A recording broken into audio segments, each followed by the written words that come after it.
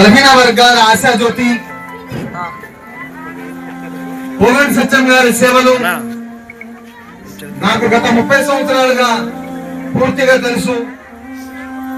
ఎవరెళ్ళి ఏ church కోసం వెళ్ళినా, మసీద్ కోసం వెళ్ళినా, దర్గా కోసం వెళ్ళినా, గుడి కోసం వెళ్ళినా ఎవరు కూడా ఖాళీ చేతులతో వాళ్ళ దగ్గర రాలేదు. కానీ ఇంత సేవ చేస్తున్న వ్యక్తి ప్రజల్లో సేవ చేస్తున్నాడు తెలియదు, కానీ సేవ మాత్రం జరుగుతుంది. కానీ ఇవాళ ఎందుకంటే సేవ అనేది నిస్వార్థంతో చేసేదే సేవ, స్వార్థంతో కూడినటువంటి సేవ కాదు. మనం ఎప్పుడో ఎలక్షన్ టైంలో చూస్తాం, ఆ పార్టీ వాళ్ళు ఈ పార్టీ వాళ్ళు ఇఫ్తార్ విందులని, రంజాన్ తోఫాలని ఎన్నెన్నో చేసేసి ఆకర్షించడానికి రకరకాలుగా వస్తారు. ఏదో ఎలక్షన్ టైంలో అందరూ వస్తారు, అన్ని పార్టీలలో వస్తారు, ఆ పార్టీ ఈ పార్టీ అని కాదు. కానీ పార్టీతో సంబంధం లేకుండా, కులాలు మతాలకు సంబంధం లేకుండా సేవ చేసే వాళ్ళే నిజమైనటువంటి నిస్వార్థ సేవకులు. వాళ్ళనే సేవ చేసే విధంగా, ఎందుకంటే పోగంటి సత్యం గారు ఇక్కడ ఏదో ఎంపీ గానో ఎమ్మెల్యే గానో నుంచి వాళ్ళని సేవ చేయట్లేదు. ఆయన ఎప్పటి నుంచో చేస్తున్నారు, కానీ వాటి దాకా ఏ పదవులు ఆశించలేదు. కాబట్టి ఇవాళ హజరత్ సయ్యద్ షాబుల్ ఖానీ బాబా ఆస్థానంలో రంజాన్ తోఫా కార్యక్రమాన్ని వారు ఇక్కడ వచ్చి చేస్తున్నందుకు మేము చాలా వారికి ధన్యవాదాలు తెలియజేసుకుంటున్నాం. ఎందుకంటే ఒక బ్రాండ్ మన ఆంధ్రప్రదేశ్ లోనే ఒక బ్రాండ్ నడిచింది.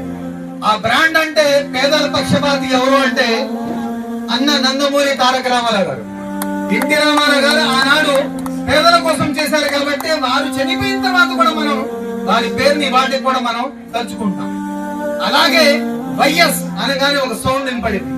ఆ సౌండ్ ఇవన్నీ కూడా గుండె నుంచి ఎందుకు వస్తుందంటే ఆయన ఆరోగ్యశ్రీ లాంటి సేవ చేశాడు కాబట్టి ఇవాటి కూడా మనం వాళ్ళు గుర్తించుకుంటాం.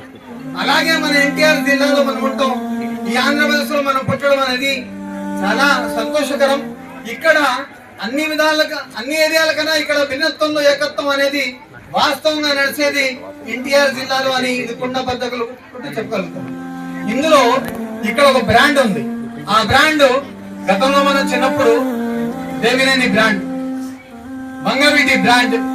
ఈ బ్రాండ్ అంటేనే వంగవీటి అనగానే ఒక మనిషికి ఒక వెలుగు, వంగవీటి అంటే ఒక, అలాగే దేవినేని అంటే ఒక బ్రాండ్. అలాగే ఆ బ్రాండ్ లో ఒక బ్రాండ్ పోగంటి అంటే ఒక పెద్ద బ్రాండ్. ఈ పోగంటి అనే ఒక బ్రాండ్ ఎన్నో సేవలు చేశారు. నేను దానికి సాక్ష్యం. చాలా మంది ఇవాళకి కూడా వాళ్ళ దగ్గరికి చెప్పుకోకపోవచ్చు, కానీ నేను చెప్తున్నా, ఈ నియోజకవర్గం కాదు, ఈ జిల్లా కాదు, పక్క జిల్లాలో కానీ ఎక్కడైనా ఏ చర్చిలో ఏ విషయం ఎక్కడ ఏ నిర్మాణం చేసినా కూడా వారి పాత్ర ₹1,00,000 కంటే తక్కువ ఎక్కడా లేదు.